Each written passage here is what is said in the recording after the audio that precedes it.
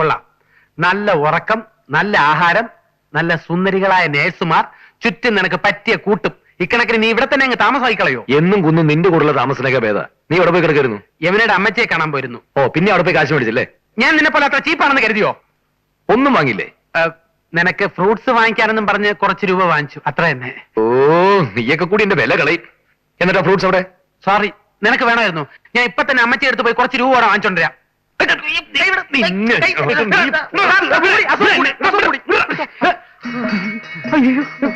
വിരപ്പംകൂട് Prabhakaran sir. Prashant. അതെ, ഇത് പ്രശാന്ത്, അത് വേറെ. പോൾരാജ് സാറല്ലേ?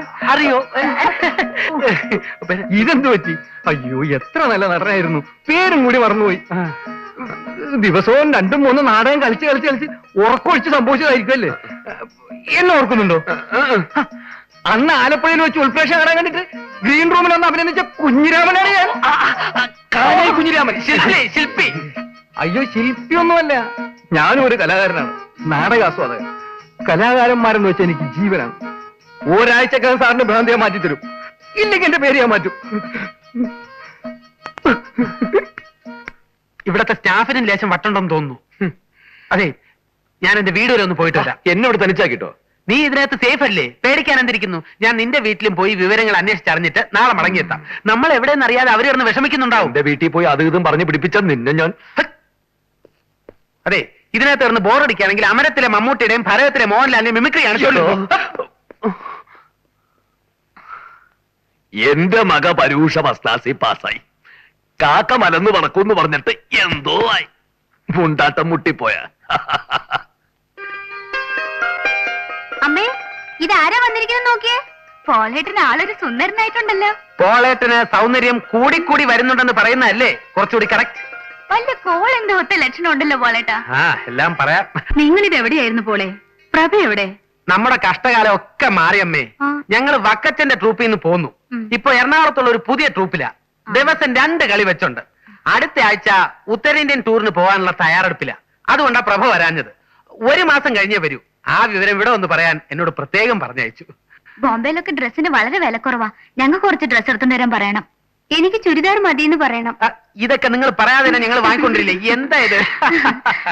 2-3 ദിവസമായി അവന്റെ യാതൊരു വിവരവും ഇല്ലാതായപ്പോ ഞാൻ വല്ലാതെ വിഷമിച്ചു പോയി. ഈ അമ്മമാരൊക്കെ ഇങ്ങനെയാ. എങ്ങനെ? ഞാൻ എന്റെ വീട്ടിൽ ചെന്നപ്പോഴും ഇതേ സിറ്റുവേഷൻ ആയിരുന്നു. അമ്മ ഇതേ ഡയലോഗ്, ഇതേ റിയാക്ഷൻ. അടുത്ത ആഴ്ച ഇവളെ കാണാൻ ഒരു കൂട്ടർ വരുന്നുണ്ട്. അവനില്ലാതെ എങ്ങനെയാ? അതിനെന്താ, അവരെ ഒന്ന് കണ്ടിട്ട് പൊക്കോട്ടെ. ഉത്തരേന്ത്യൻ ടൂർ കഴിഞ്ഞ് മടങ്ങി വന്നിട്ട് ഞങ്ങൾ അവരെ പോയി കണ്ടോളാം. ഇത് പ്രഭാകരൻ തന്നയിച്ചതാ. ഒരു കത്ത് എഴുതാൻ പറയണം. പറയാം. ഞാൻ ഇറങ്ങട്ടെ. മുതലാളി തന്നയിച്ച കാറാ. ഉടനെ മടങ്ങി ചെല്ലണം. ഒരു കാപ്പി കുടിച്ചിട്ട് പോവാം. വേണ്ട, ഞാൻ ഇപ്പൊ ചില്ലി ചിക്കനും ഫ്രൂട്ട് സാലഡും കഴിച്ചതേ ഉള്ളൂ. അതെ, കെട്ടാൻ വരുന്നവൻ എന്നെ പോലെ സ്മാർട്ട് ആണെന്ന് പ്രത്യേകം നോക്കണേ.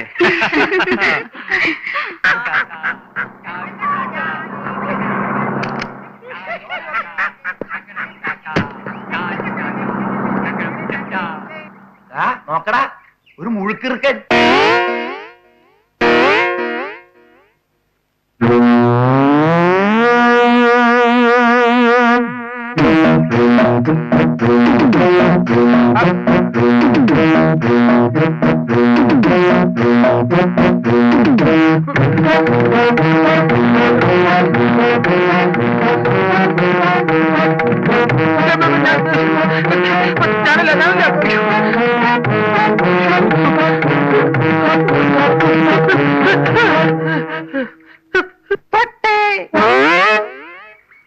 ഇനിയല്ലത്തോട്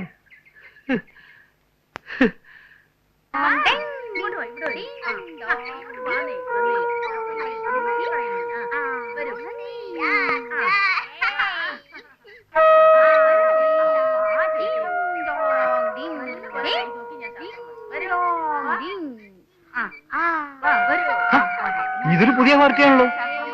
പാവം, കണ്ടിട്ട് കൊള്ളാവുന്ന കുടുംബത്തിലേതാണെന്ന് തോന്നുന്നു. ഡോക്ടറുടെ കസിനാ. ഓ, പ്രേമനൈരാശ്യമായിരിക്കും.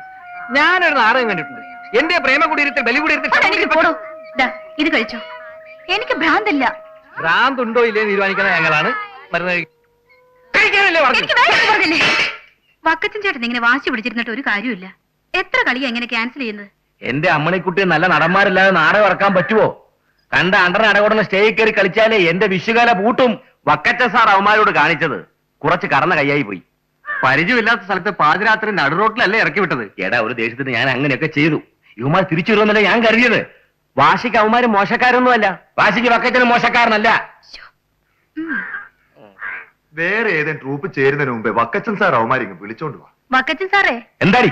എന്നെ പല ട്രൂപ്പിലും വിളിക്കുന്നുണ്ട്. ഓ, അതുമല്ല, മദ്രാസിൽ നിന്ന് ഡയറക്ടർ ജയദേവൻ സാറ് ദിവസേന വിളിയാ. ഞാൻ എന്താ ചെയ്യേണ്ടത്? എന്നാ നീ പോയി ചെയ്യേ. പ്ലീസ്, എന്നെ ടെൻഷൻ ആക്കലേ. Please please.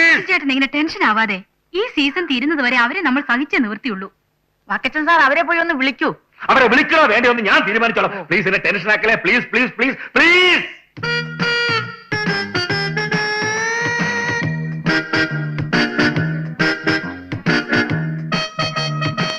Hello, hi. Beena പള്ളിപ്പെരുന്നാളിന് വിട്ട് ഒരാഴ്ചയായല്ലോ. പെരുന്നാളിന് ആന്റിമാരൊക്കെ വന്നിരുന്നു.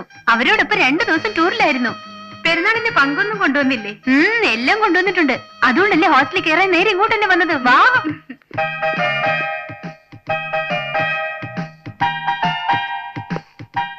അല്ല സിസ്റ്ററെ, ഈ ജയിലിൽ നിന്ന് പ്രതികൾ പരോളിൽ പോകുന്ന പോലെ ഇവിടത്തെ രോഗികൾക്കും കൂടെ കൂടെ വീട്ടിൽ പോയിട്ട് വരാം അല്ലേ? ആര് പറഞ്ഞു? അല്ല, ദാ ഇപ്പൊ പോയ ആ കുട്ടി വീട്ടിൽ പോയിട്ട് വന്നതല്ലേ? കൊള്ളാം, അവരിവിടുത്തെ നേഴ്സാ. അതെയാ?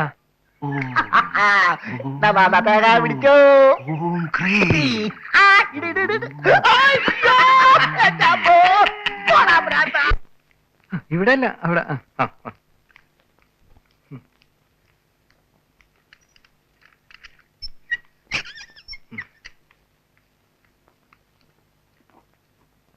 ഇതെന്താ?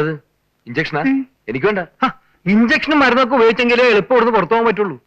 സാറിന്റെ കാര്യത്തിൽ എനിക്ക് പ്രത്യേക താല്പര്യമുള്ളതാണ്. സമയാസമയങ്ങളിൽ സിസ്റ്റേഴ്സിനെ വിളിച്ചുകൊണ്ട് ഇതൊക്കെ ചെയ്യിക്കുന്നു. ഈ ഒരു കാര്യത്തിൽ എന്നോട് വലിയ താല്പര്യം വേണമെന്ന് എനിക്ക് നിർബന്ധമില്ല. പെങ്ങളെ എനിക്കിത് വലിയ പേടി, അതുകൊണ്ട് വേണ്ട.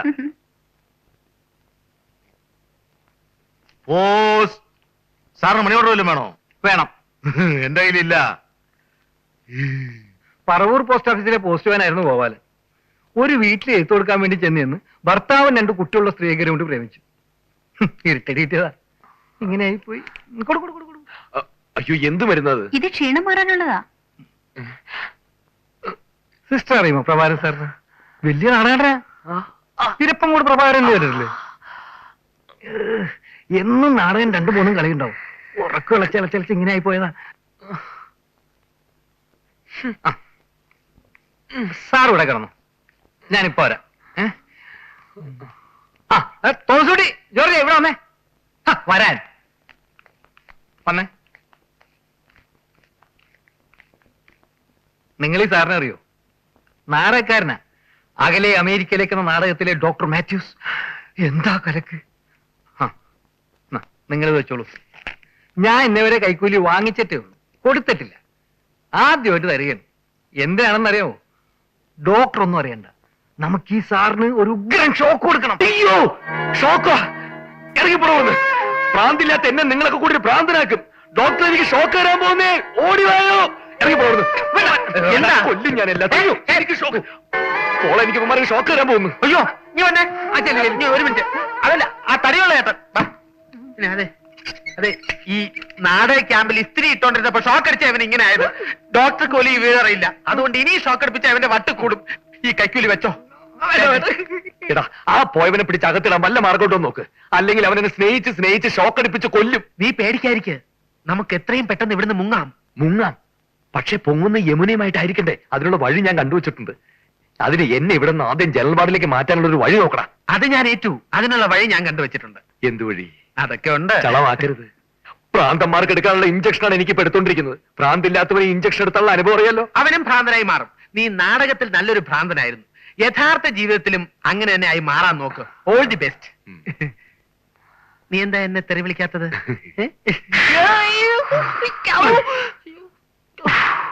പോ പോ.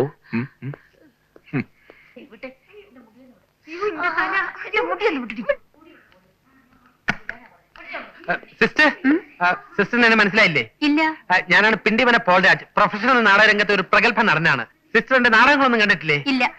വസന്ത പൗർണമി രാത്രിയിലെ വേലക്കാരൻ, പ്രഹേളികയിലെ ഇൻസ്പെക്ടർ, നിന്നെയും കൊല്ലും ഞാനും ചാകും എന്ന നാടകത്തിലെ കൊലപാതകി, താരാട്ട് പാടാൻ അമ്മയുണ്ടല്ലോ താളം പിടിക്കാൻ അച്ഛനുണ്ടല്ലോ എന്ന നാടകത്തിലെ അച്ഛൻ. ഡോക്ടറെ കണ്ടില്ലേ? ഇല്ല, പിന്നെ സിസ്റ്റർ കണ്ടിട്ട് പ്രയോജനമില്ലെങ്കിൽ ഡോക്ടറെ കാണാമെന്ന് വിചാരിച്ചു. ഈ അസുഖത്തിന് ആദ്യം ഡോക്ടറെയാണ് കാണേണ്ടത്. അയ്യോ, എനിക്ക് അസുഖമൊന്നുമില്ല. എന്റെ സുഹൃത്തിനാണ് അസുഖം. G11 സെല്ലിൽ കിടക്കുന്ന പ്രശാന്ത്. ആദ്യം എല്ലാവരും ഇങ്ങനെയാ പറയുന്നത്. അയ്യോ, സത്യമായിട്ട് എനിക്കൊന്നുമില്ല, എന്നെ വിശ്വസിക്കൂ. ഒന്നുമില്ലെങ്കിൽ നമ്മളൊരു ജാതിയല്ലേ. സിസ്റ്റർ ക്രിസ്ത്യാനിയല്ലേ, ഞാനും ക്രിസ്ത്യാനിയാ. ഒരു കാര്യം പറയാൻ വേണ്ടിയാ വന്നത്. എന്റെ സുഹൃത്തിന് അസുഖം വളരെ കുറവുണ്ട്. ഇവിടെ കിടക്കുന്ന രോഗിയിൽ ഏറ്റവും നോർമൽ അവനാ. സിസ്റ്റർ ഡോക്ടറോട് പറഞ്ഞ് അവനെ ജനറൽ വാർഡിലോട്ട് മാറ്റി തന്നാൽ വളരെ ഉപകാരമായിരിക്കും. ഞാൻ ഡോക്ടറോട് പറയാം. പറഞ്ഞാൽ പോരാ, സാധിച്ചു തരണം. നമ്മളൊക്കെ ക്രിസ്ത്യാനികളല്ലേ സിസ്റ്റർ, പ്ലീസ്. ഈ ജാതിയും മതവും പറഞ്ഞ് കാര്യം സാധിക്കാൻ നോക്കണ്ട. ഞാൻ ഡോക്ടറോട് പറയാന്ന് പറഞ്ഞില്ലേ.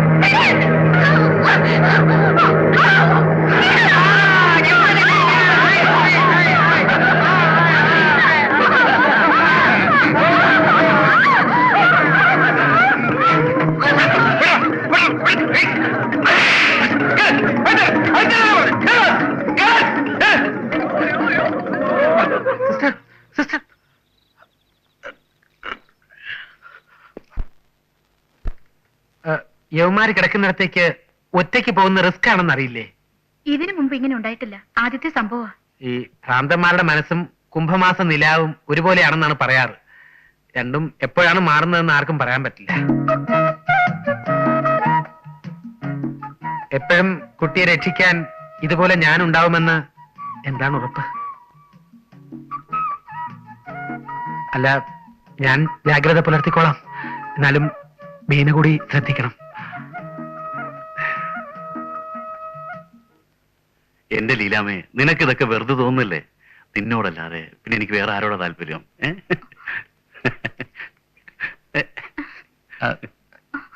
എന്താ? അച്ഛൻ വന്നിട്ടുണ്ട്. ലീലാമ പോയിക്കോളൂ.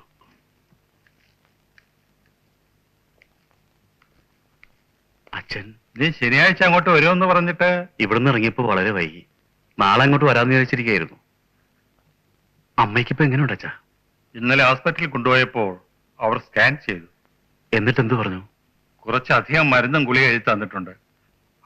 പിന്നെ ആ ഡോക്ടർക്ക് നിന്നെ ഒന്ന് കാണണമെന്ന് പറഞ്ഞു. ഞാൻ വിളിച്ചോളാം. യവനൊക്കെ എങ്ങനെയുണ്ട്? സെല്ലിനകത്താ. മരുന്നൊന്നും ഇതുവരെ കൊടുത്തിട്ടില്ല. ഒബ്സർവേഷനിലാണ്. ഓ, നിന്ന നിപ്പിലല്ലേ ഓരോരുത്തർക്ക് രോഗം ഉണ്ടാകുന്നത്. അവളെയും ഒന്ന് കാണണമെന്ന് വിചാരിച്ചാ ഞാൻ വന്നത്. അച്ഛനെ കാണുമ്പോൾ അവള് വയലന്റ് ആവും. ഭ്രാന്തിലെന്നാണ് അവള് പറയുന്നത്. ഹോസ്പിറ്റലിൽ അഡ്മിറ്റ് ചെയ്തുകൊണ്ട് ദേഷ്യം മുഴുവൻ എന്നോടാ.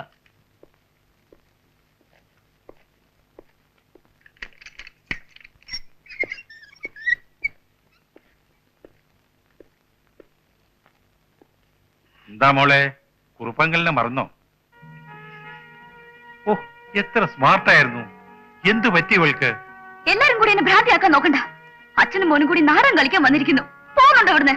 എന്തെങ്കിലും നല്ല മരുന്ന് കൊടുത്ത് ഇവളുടെ അസുഖം മാറ്റിയെടുക്കുക. മോള് ദേഷ്യപ്പെടണ്ട. കുറുപ്പങ്കല് പോവുക. ഞാൻ ഈശ്വരനോട് പ്രാർത്ഥിക്കാം.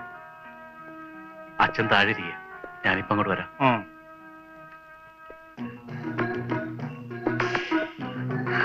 പോകൂ, എനിക്ക് നിങ്ങളെ കാണണ്ട. യമനെ, എനിക്ക് നിന്നോട് കൂടുതൽ സ്നേഹമുള്ളതുകൊണ്ടാണ് ഇങ്ങോട്ട് കൊണ്ടുവന്നത്. അത് കുറച്ച് ക്രൂരതയാണെന്ന് എനിക്കറിയാം. പക്ഷെ ഇതുവരെ മരുന്നോ ഇഞ്ചക്ഷനോ ഒന്നും തന്നില്ലല്ലോ. ആകെ തന്നത് വൈറ്റമിൻ ടാബ്ലറ്റ്സ് ആണ്. അതും മറ്റുള്ളവരെ ബോധ്യപ്പെടുത്താൻ വേണ്ടി. ഭക്ഷണത്തിനോ ഡ്രസ്സിനോ യാതൊരു വിലക്കുകളും ഇല്ല.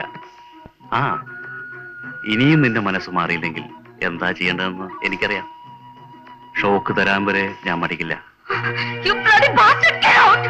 Okay, cool down.